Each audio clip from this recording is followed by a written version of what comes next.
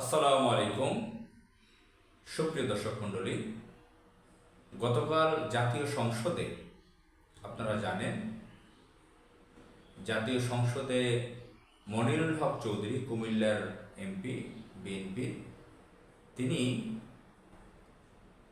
জামাত ইসলামের যারা পর্দানসীন সংসদ সদস্য আছেন, বোরকা হিজাব পরা, তাদেরকে নিয়ে তিনি কটূক্তি করেছেন, কটাক্ষ করেছেন, তিরস্কারমূলক কথা বলেছেন, বাজে মন্তব্য করেছেন।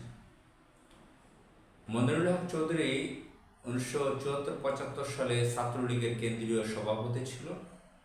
ছাত্রলীগ থেকে সে বিএনপিতে এসেছে, একসময় এরশাদের দলও করত।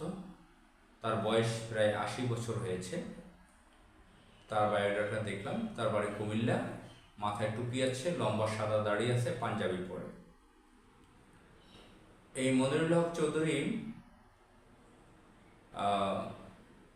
সংসদে এক বক্তৃতায় ডাক্তার সৈয়দ আবদুল্লাহ মোহাম্মদ তাহের, জাতীয় সংসদের বিরোধী দলীয় উপনেতা, তার বাড়িও কুমিল্লা, তার স্ত্রীকে নিয়ে হাসি ঠাট্টা করেছেন, জোকস করেছেন সংসদে। একজনের ব্যক্তিগত বিষয় নিয়ে তিনি হাসি ঠাট্টা করেছেন। এরপরে তিনি বিরোধী দলীয় যে নারী পর্দানসীন এমপি আছেন জামাত ইসলামী, তাদেরকে নিয়ে বাজে মন্তব্য করেছেন। অর্থাৎ বোঝাতে চায় যে এই সাইটে যারা আছে সরকার দলীয়, তাদের তো আমরা চিনি, বুঝি, দেখা যাচ্ছে। ওই সাইটে কারা আছে আমরা তো বুঝতে পারতেছি না। অর্থাৎ তারা নিকাব দিয়ে রাখছেন মুখে বা বোরকা পরা, তাতে চেহারা বেপর্দায় তারা এসে দেখতে চায়। তো এতে হাসির রোল পড়ে গেছে, হাসি ঠাট্টায় মেতে উঠেছে, টেবিল চাপড়িয়েছে সরকার দলীয় মহিলা এমপিরা। একজন দুজন বাদে, যেরকম সেলিনা হোসেন সিনিয়র একজন রাজনীতিবিদ বিএনপির, তিনি বাদে দেখলাম যে ইলিয়াস আলীর স্ত্রী তাসদিনা রুশদি লুনা, তার মতন নারীও তিনি হেসে দিয়েছেন এবং সরকার দিয়ে লোকজন এটা নিয়ে খুব ফুর্তিতে মেতে উঠেছেন। আবার মনিরুল হক চৌধুরীর এই কথায় জামাত ইসলাম যখন ক্ষিপ্ত হয়ে গেছে, দাঁড়িয়ে গেছে, প্রতিবাদ জানিয়েছে, সংসদে একটা এক্সপান্স করা হচ্ছে তার কথা, deputy speaker barrister Kaiser Kamal সাথে সাথে সেটার প্রতিবাদ জানিয়েছে এবং এক্সপান্স করেছে। কারো ব্যক্তিগত বিষয় নিয়ে এভাবে কথা সংসদে বলা অমার্জনীয়। তো সেটা তিনি উল্লেখ করেছেন, কোট আন কোট। এরপরে মনিরুল হক চৌধুরীকে আবার ডিফেন্স করলো, তার পক্ষ নিয়ে দাঁড়িয়েছে এখন বর্তমান এই ইঞ্জিনিয়ারিং বিএনপি সরকারের পানি সম্পদ বিষয়ক মন্ত্রী শহীদুদ্দিন চৌধুরী আইনি, লক্ষ্মীপুরের। তিনি এবার মিলে 3 বার এমপি। তিনি বুঝাতে চাইলেন যে আমি এই সংসদে 3 বার এসেছি, সংসদে অনেক কিছু হয়, কয়েকদিন আগে বিয়ে নিয়ে জোকস হয়েছে, কথা হয়েছে বিদ্যুৎ মন্ত্রীর, এইসব বিষয়কে এটার সাথে মিলালেন। তো বলে না, চোরে চোরে মাসতুতো ভাই, এরা সবাই তো চাঁদাবাজি করে, একজন আরেকজনের সাথে কানেক্টেড, বিভিন্ন ধরনের অপকর্মে লিপ্ত থাকে, খুন খারাপি, চাঁদাবাজি, টেন্ডারবাজি, মাস্তানি, ব্যভিচার, ধর্ষণ, মদ মাস্তি, নানান ধরনের অপকর্মের সাথে তারা জড়িত থাকে। তো একে অপরের সহায়ক থাকে, সহযোগী থাকে তারা, এজন্য তারা এভাবে ডিফেন্স করছে অন্ধভাবে। তো মনিরুল হক চৌধুরী এই যে দাড়ি টুপিয়ালা, দেখেন যে দাড়ি টুপিয়ালা,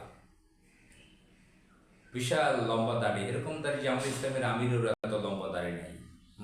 যে কাবাঘরের যিনি গ্র্যান্ড মুফতি, তারও এত বড় দাড়ি নেই। মসজিদে নববীর ইমাম সাহেবের এত বড় দাড়ি নেই। এই মনিরুল হক চৌধুরীর এত বড় লম্বা দাড়ি। আপনারা দেখে থাকবেন, বাংলাদেশে এরকম বহু লম্বা দাড়ি, সাদা দাড়িওয়ালা আছে, বড় বড় ব্যাংকের চেয়ারম্যান, মালিক, বিভিন্ন মিডিয়া হাউসের মালিক, বিভিন্ন কর্পোরেট কোম্পানির মালিক, রাজনীতিবিদ, আমলা, কেউ কেউ তারা তাবলিগ থেকে দাঁড়িয়ে রেখেছে, বা আমরা তাবলিগ ছাড়াও কেউ দাঁড়িয়ে রেখেছে, দাঁড়িয়ে রেখে মদ, ব্যভিচার, সুদ, ঘুষ, চাঁদাবাজি সব তারা চালায়। বড় বড় কর্পোরেট কোম্পানির চেয়ারম্যান, এমডিরা দাঁড়িয়ে রাখে, মসজিদে নামাজ পড়ে, কালো দাগ পরে কপালে আবার হজ করতেও যায়, ওমরা করতে যায়, কর্মচারীদেরও ওমরা করতে পাঠায়, হজ করতে পাঠায়। কিন্তু দেখা যাচ্ছে তারা ব্যক্তিগত জীবনে তারা ব্যবসার ছাড়তে পারে না। তাদের ব্যবসা বাণিজ্যের সাথে মদ জড়িত, সুদ জড়িত। তারা সরকারি সম্পত্তি দখল করে, গরিবের হক নষ্ট করে, আত্মীয়র হক নষ্ট করে, আবার রিসেপশনে সুন্দরী নারীদেরকে বসিয়ে রাখে। ঢাকা শহরের কর্পোরেট অফিসগুলোতে এরকম দাঁড়িয়ে টুপিওয়ালা বৃদ্ধ লোকের অভাব নাই। এখন মনিরুল হক চৌধুরী যে বিএনপির নেতা, বিএনপির আরও কয়েকজন লম্বা দাঁড়িয়েলা আছে, দেখবেন যে তাদের স্ত্রীরা বেপর্দা, মেয়ে তাদের কন্যারা বেপর্দা, তাদের পরিবারে বিয়ের অনুষ্ঠানে মদ পার্টি হয়, নাচানাচি হয়, অশ্লীলতা হয়, বেহায়াপনা হয়। তারা হাজার হাজার কোটি টাকা মেরে ডাকাতি করে বড়লোক হয়েছে, তথাকথিত বড়লোক এলিট। তারা তারা দাঁড়িয়ে টুপিয়াল্লা, মাঝে মাঝে নামাজ পড়ে না, তাদের পরিবারে এভাবে অশ্লীলতা চলে। তারা বিভিন্ন ব্যাংকের মালিকানায় আছে। তারা আবার তাদের বিছানায় তারা বিভিন্ন তরুণী বয়সের নারীদেরকে তারা নিয়ে ব্যভিচারে লিপ্ত হয়, কলগাল ব্যবহার করে। রিসেপশনে সুন্দরী তরুণী না থাকলে তাদের মন ভরে না। ঢাকা শহরে এরকম দেখা যাচ্ছে যে অফিসগুলোতে, আমি ব্যক্তিগতভাবে কর্পোরেট অফিসে চাকরি করে দেখেছি, কোম্পানির এমপি মালিকরা অনেকেই এভাবে দাঁড়িয়ে টুপিয়ালা। এই যে নজরুল ইসলাম মজুমদার আওয়ামী লীগের ছিল, এখন পলাতক, নাসা গ্রুপের চেয়ারম্যান, দেখবেন যে সে আওয়ামী লীগের সম্ভবত এমপিও হয়েছিল। তো দেখেছেন যে কি পরিস্থিতি। নজরুল ইসলাম মজুমদার কত বড় দাঁড়িয়েলা ছিল, প্রাইভেট ব্যাংকার্স অ্যাসোসিয়েশনের চেয়ারম্যান তাকে বানানো হয়েছিল, ভয়ানকভাবে ব্যাংকগুলো লুট করেছিল। সালমান এফ রহমানের দাড়ি সম্পর্কে জানেন, কত বড় দাড়ি রেখেছিল। আপনি যদি যান যে এসএমসি গ্রুপ, ফার্মাসিউটিক্যালস লেভেলের ঔষধ কোম্পানি, এর চেয়ারম্যানের দেখবেন যে মালিকের দাড়ি আছে, টুপি আছে। অথচ এই বাংলাদেশের লক্ষ লক্ষ কোটি কোটি নারীদের ভ্রূণ হত্যা করেছে এই ঔষধের মাধ্যমে। জন্ম নিয়ন্ত্রণ পদ্ধতির ব্যবস্থা করেছে এই এসএমসি কোম্পানি।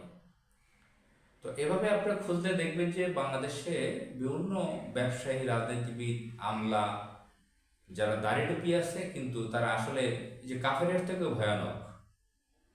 অনেক কাফেররা হয়তো ব্যক্তিগত জীবনে ইসলামের বিরোধিতা করে, আল্লাহর আইনের বিরোধিতা করে, কিন্তু তারা অন্ততপক্ষে ব্যভিচারে লিপ্ত হয় না, তারা মদ গাঁজা খায় না, তারা এই ধরনের কিছু বেসিক অন্যায় থেকে তারা দূরে থাকে। তারা হ্যাঁ ইসলামের বিরোধিতা করে, সেটা ভিন্ন একটা ব্যাপার। তা তো এই দাড়ি টুপিওয়ালা, এই ভণ্ডগুলো, এই হিপোক্রেটগুলো, এই জালেমগুলো, এই গণ্ডমূর্খগুলো সমাজের একটা কীট, ভয়ানক একটা আবর্জনা। মানুষ তো মনে করে, অমুসলিমরা দেখলে মনে করে এটাই ইসলাম, বিশাল দাড়ি টুপিওয়ালা, কিন্তু তারা আসলে ভিতরে কিছুই নেই, একদম ভণ্ডে পরিণত। আসসালামু আলাইকুম।